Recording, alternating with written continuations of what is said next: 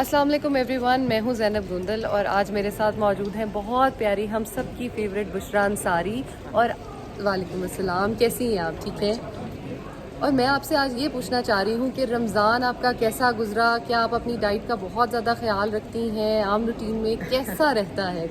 रमज़ान मेरा थोड़ा सफ़र में गुजरा, फिर तबीयत ख़राब हो गई तो कुछ रोज़े छूट गए। फिर अब आके वापस जितने मिले हैं तो मैं रख रही हूँ।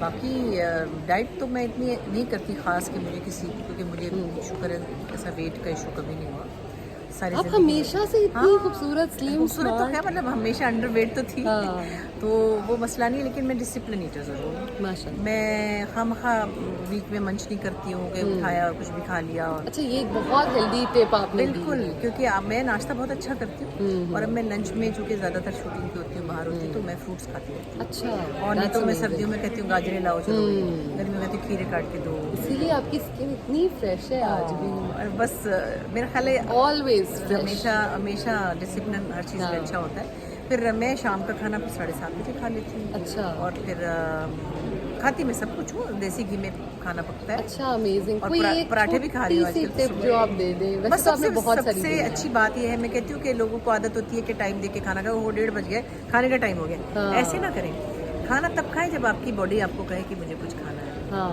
और ठीक। खाने का वक्त हो ये ज़रूरी नहीं है, खाने की ख्वाहिश हो ये ज़्यादा ज़रूरी है। Thank you so much, thank you so much, that was so sweet of you, thank you so much.